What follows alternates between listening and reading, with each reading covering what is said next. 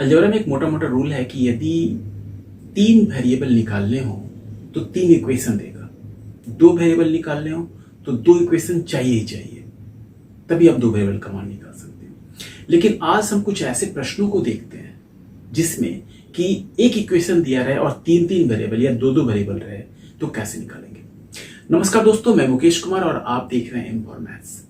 तो चलिए आज के सेशन में, आज के क्लास में हम लोग ये देखते हैं कि एक इक्वेशन और 3 वेरिएबल या 2 वेरिएबल के प्रश्न कैसे सोल्व कर सकते हैं।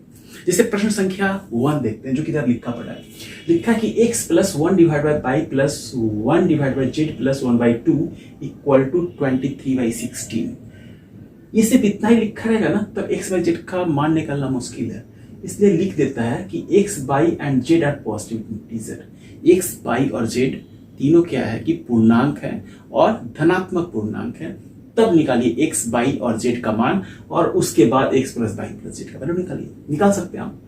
तो इस तरह के प्रश्न सीडीएस में भी पूछ रहा है, आपका एसएससी भी पूछ रहा है, आपका भी एसएससी पूछ रहा है, सीडीएस पूछा है, ये भी सीडीएस पूछा है, ये भी एसएससी पूछ रहा है। तो ये 4 तरह के प्रश्न को देखेंगे और इस चारों प्रश्न को कैसे सोल्व करेंगे वो देखते हैं आज हम। चलिए प्रश्न संख्या 1 देखते हैं। पहला 1 लिखा है 23/16 बराबर x plus 1 divided by y plus 1 divided Z plus 1/2। तो इस तरह के प्रश्न को सोल्व करने के लिए ना हम लोग क्या करते हैं, जो लेफ्ट हैंड साइड दिया है या फिर जो राइट हैंड साइड दिया है, जो वैल्यू दिया है उसी को इंटीजर के रूप में स्प्लिट करते चले जाते हैं।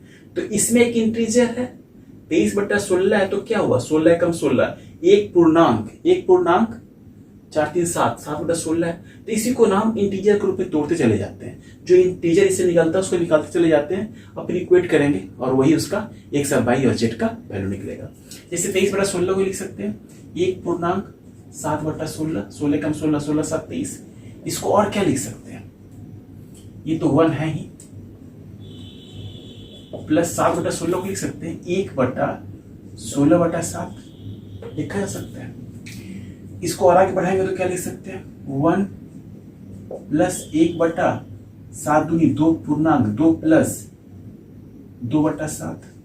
इसको और क्या लिखा जा सकता है 1 प्लस 1 डिवाइड बाई 2 प्लस 2/7 को 1/7/2 लिख सकते हैं। और आगे क्या लिख सकते हैं 1 प्लस 1 डिवाइड बाई 2 प्लस, और इसको तो लिख सकते हैं 1 डिवाइड बाई 2 3 6 3 पूर्णांक और 1/2 तीनों 6 7/2। अब इस 1 इस 2 और इस 3 इसको दोनों से इक्वेट करेंगे तो ये x होगा, ये y होगा और ये z होगा। इसी तरह के फॉर्म में ले आया जो राइट हैंड साइड में था। तो x बाई z का वैल्यू निकल गया 1, x का, y का 2 और z का 3। तो x plus y plus z क्या होगा 1 प्लस 2 प्लस 3 बराबर 6। ये आपका आंसर हुआ। चलिए एक क्वेश्चन और लिखते हैं यहाँ इसी तरह का, जिसको कि आप बनाएंगे आप। ठीक है, पहला प्रश्न समझ में आया। क्या करना था, आपको इंटीजर के रूप में तोड़ते चले जाना था और x बाई z का वैल्यू निकल जाएगा और एक इक्वेशन से आप x बाई और z तीनों का वैल्यू निकाल सकते हैं इक्वेट कर करके। एक SW इसको आप नोट करेंगे या पॉज करेंगे, पॉज कर करके आप इसको बनाएंगे और बना करके देखेंगे कि एक आंसर आ रहा है कि नहीं। एक प्रैक्टिस कर लेंगे तो इस तरह कोई भी प्रश्न आएगा तो बनाने में आसानी होगा। बस इसको पता होना था इसको कि इसको अप्रोच कैसे लेते हैं। तो कैसे अप्रोच लेते हैं इसको बता दिया गया। अब क्वेश्चन नंबर 2 देखते हैं। क्वेश्चन नंबर 2 क्या बोल रहा है, क्वेश्चन नंबर 2 बोल रहा है कि x square minus y square और 101 है। यहाँ भी क्या है, इक्वेशन 1 है और निकालने बोल रहा है x और y दोनों का वैल्यू जी। तो इस तरह का जब भी कहीं क्वेश्चन दिया रहेगा ना, तो ये जो 101 है यहाँ जो बराबर के बाद जो दिया रहेगा हमेशा ये अभाज्य संख्या होगा। क्या होगा, अभाज्य संख्या होगा। ये भी पूछा है जी, सीडीएस में पूछा है क्वेश्चन में। अब x square minus y square को क्या लिख सकते हैं x plus y into x minus y, और इसका इक्वल टू 101 है। 101 को अगर फैक्टर में लिखना हो तो 1 गुने 101 के अलावा कुछ लिख सकते हैं, नहीं लिख सकते।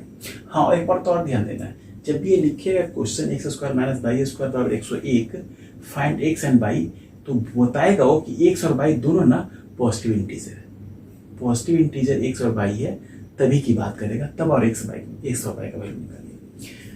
तो यहाँ भी क्या है, x square minus y square 101 है, 101 का आभास संख्या होगा, हमेशा रहेगा, तभी ये हो सकता है। तो x plus y into x minus y को 101 लिख के 101 को अगर फैक्टर के रूप में लिखेंगे तो 1 गुना 101 ही लिख सकते हैं।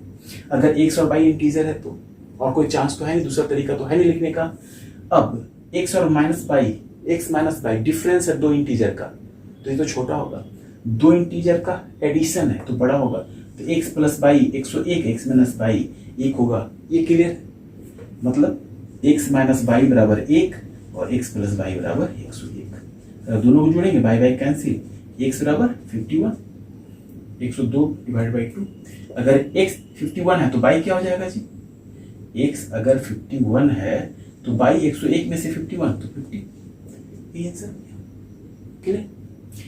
तो इस तरह के प्रश्न को आप कैसे सोल्व करेंगे, इसको फैक्टर में तोड़ना होगा और आप इस तरह से बनाएंगे, और इसमें एक कंडीशन लिखा रहेगा कि एक्स और वाई दोनों पॉजिटिव इंटीजर है। चलिए ये क्वेश्चन आप बनाइएगा, ये क्वेश्चन आप बनाएंगे। क्या है, अगर कहीं लिखा रहे x square minus y square बराबर 53, find x and y, x और वाई का वैल्यू निकाल सकते हैं। विपरीत क्या है, और ये भी लिखा रहेगा एक्स वाई क्या है, पॉजिटिव इंटीजर है।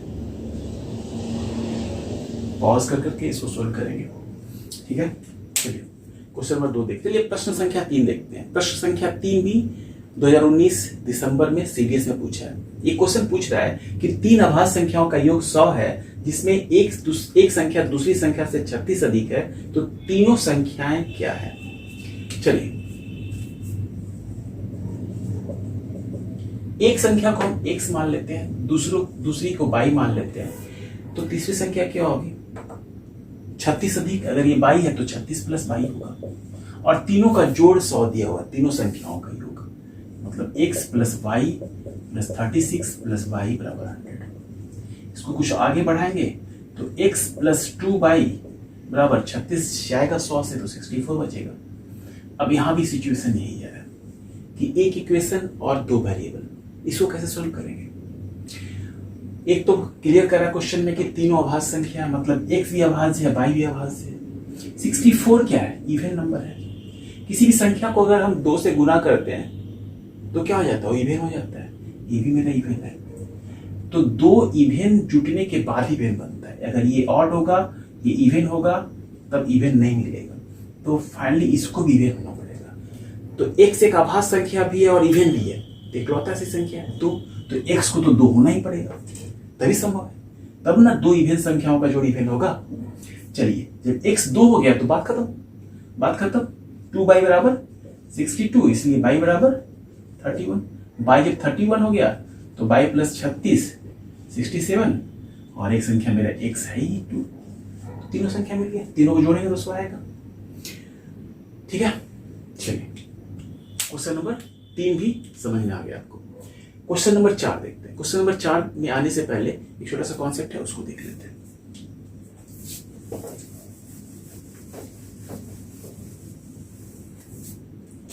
कहीं भी अगर ऐसा लिखा रहे x माइनस ए का whole square plus y minus B का whole square plus z minus C का होल स्क्वायर बराबर 0, तब आप x, y और z तीनों का इंडिविजुअल अलग अलग वैल्यू निकाल सकते हैं मात्र एक इक्वेशन से।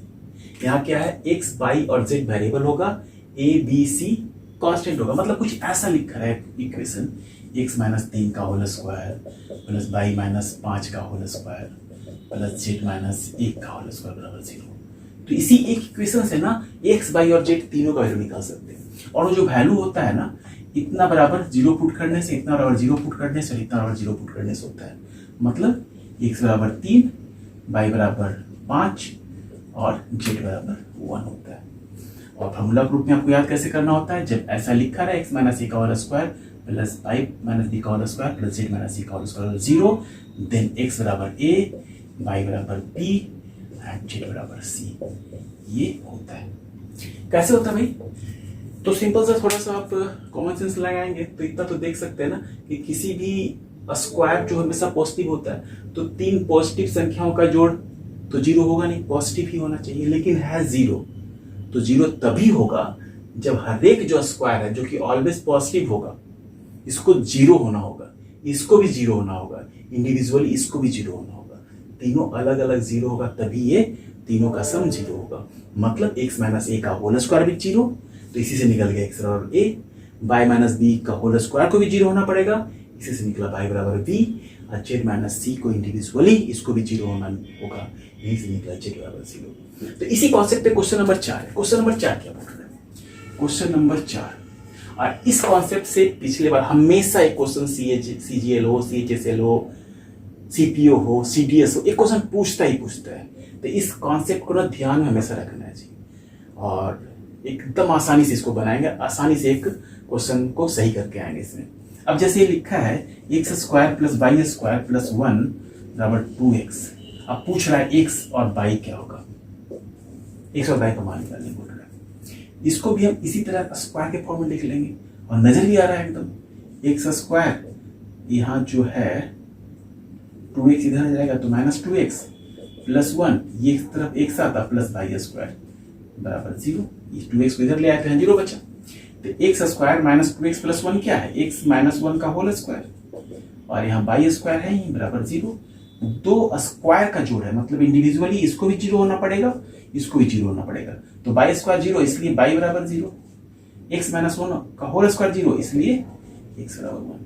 तो x का वैल्यू 1 आया, y का वैल्यू 0 आया। तो y का वैल्यू 0 आ गया, x का वैल्यू 1 आ गया। कभी कभी ऐसा ही पूछ देता है, ये क्वेश्चन दिया रहेगा, ऐसा दिया रहेगा और पूछ देगा कि x के पावर 15 अब प्लस y के पावर 15 से वैल्यू निकाल सकते हैं। x का वैल्यू क्या निकला 1, तो 1 की पावर 15, y का वैल्यू 0, 0 की पावर 15, फाइनली 1 ही आएगा इसका आंसर।